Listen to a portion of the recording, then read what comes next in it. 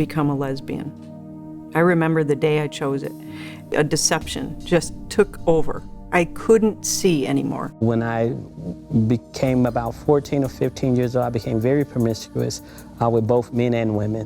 I ended up moving to the city of Detroit and becoming a hardcore punk, and I became a stripper.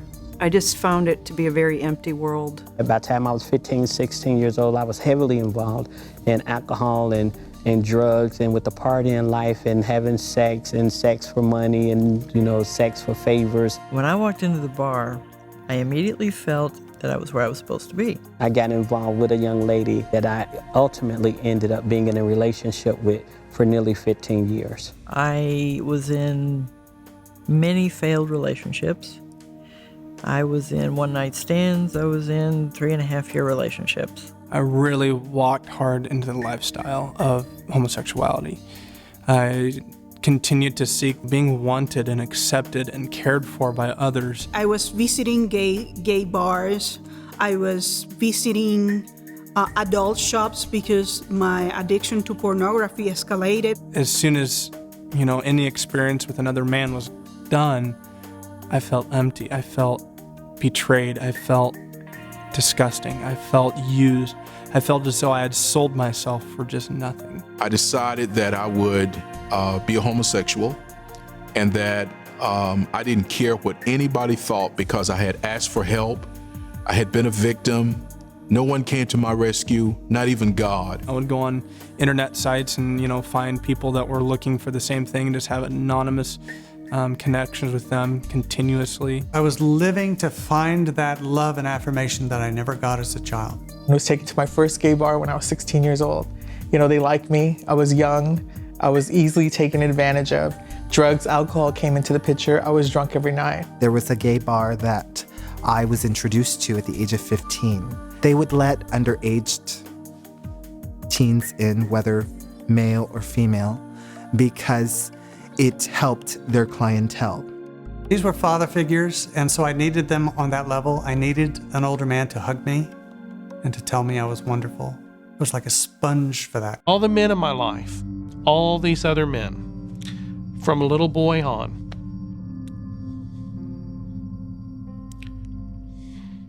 all these men, they wanted me for something that was dark.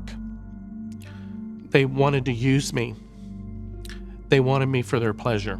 I was on and off homeless. I was working as a prostitute to support my drug addiction. I was raped on the streets. I was beaten twice. I was stabbed once, and I overdosed 3 times. I actually was a prostitute for like, I would say 2 years. 2 years of my life, I was a prostitute. And I would go out there and I would go looking for love, right? Because if my dad wasn't going to tell me that he loved me and people weren't going to accept me, I was going to find that acceptance in a one-night stand. Because he was going to tell me that I was beautiful. He was going to tell me that I was accepted for about an hour, and then it would end. It would end.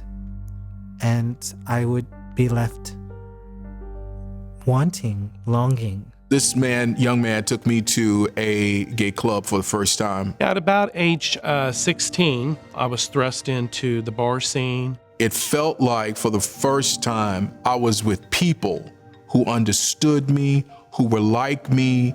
I didn't feel anyone was judging me. I felt like this was what life was about. Just be happy, just dance, just enjoy the music, and be who you are. When I was 18, 19 years of age, I was at a gay bar, and this man was supposed to take me home and pulled out a knife and basically said, "You're going to do what I want you to do," and raped me for several hours, over and over. It was like I was always meant to be in this place. When this man did this to me, I remember crawling into my bed and thinking such dark, places of shame and self-hatred. I began to do things that I thought I would never do. That never entered into my mind, my imagination. I stayed in the nightclub 7 days a week. I was in there 24 hours. I'd probably go in about 11, come out at about 10. I was really out there in the homosexual lifestyle. I was in it to win it. You know, I bought a house, you know, lived with someone for 12 years, you know, had the dog and was going to have the kids and was going to do the whole thing. When the lights went down, when the party was over, when the sex stopped, there was still this terribly empty loneliness in my heart that the clubs could not satisfy, sexual partners could not satisfy, and I kind of felt like many times I was chasing a ghost. And I remember going into a gay disco bar once and seeing the old gay guys lined up at the bar. Nobody wanted them because they'd gotten too old and they'd gotten too ugly.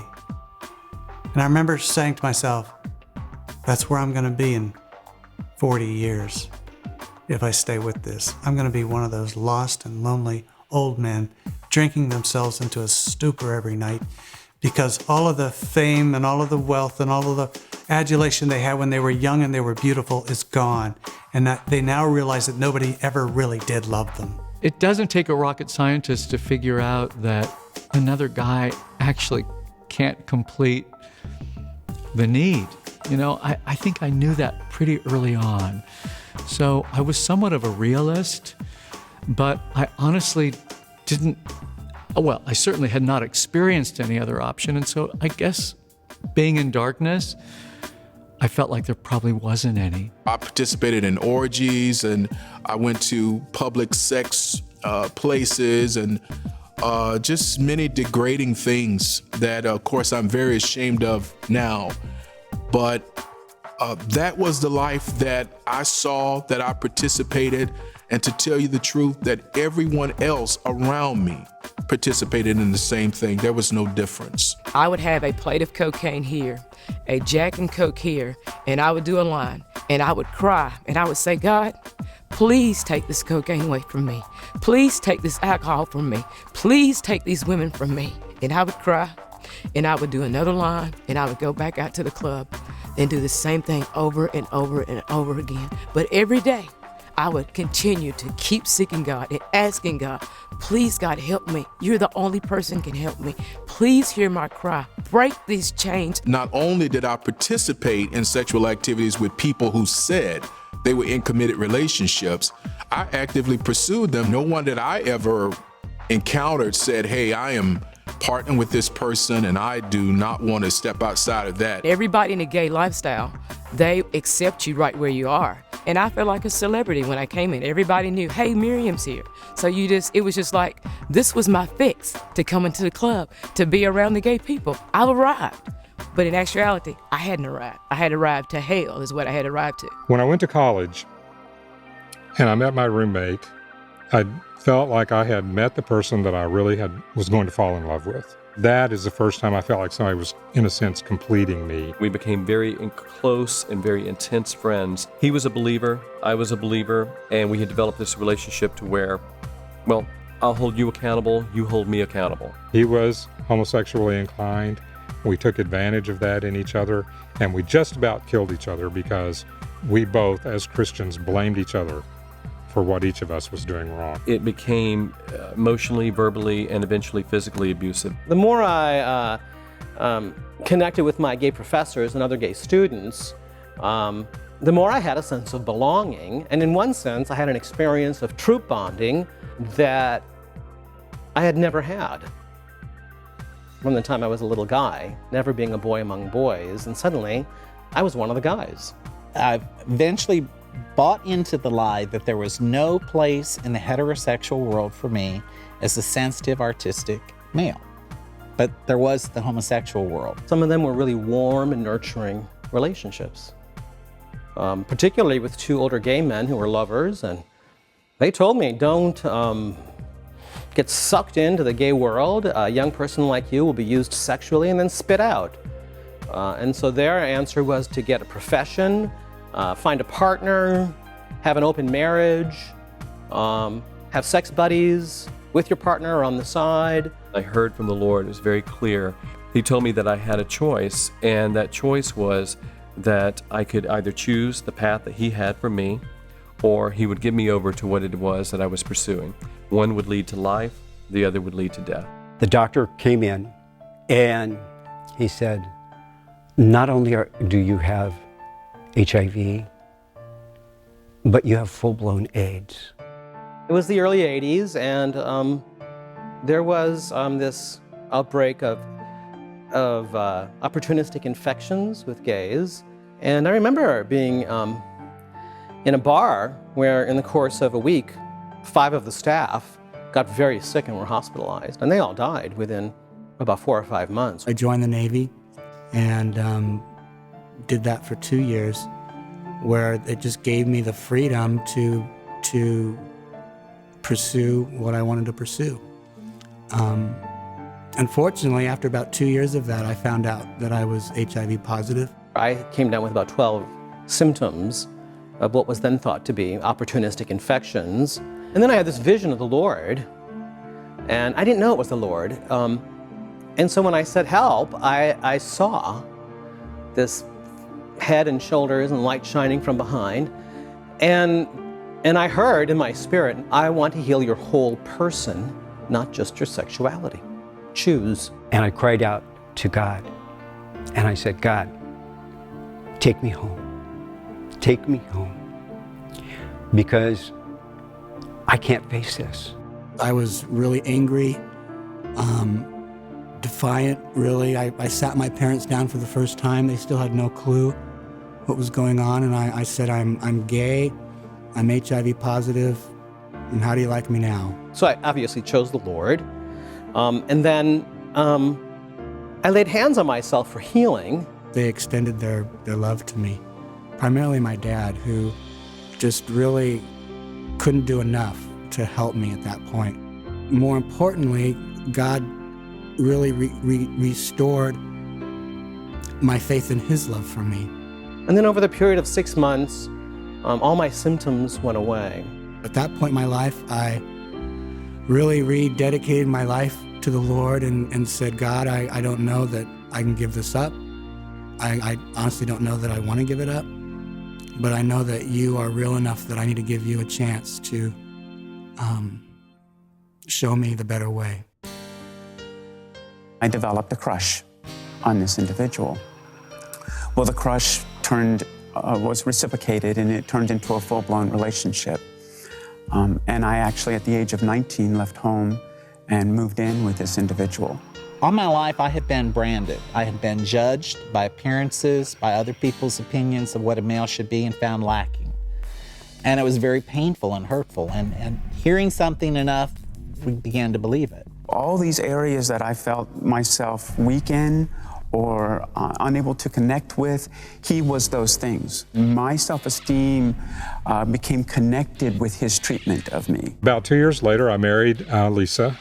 I was not, at the time, active sexually with men. And so there was a part of me that said, well, maybe that's over. The relationship lasted a total of almost 18 years.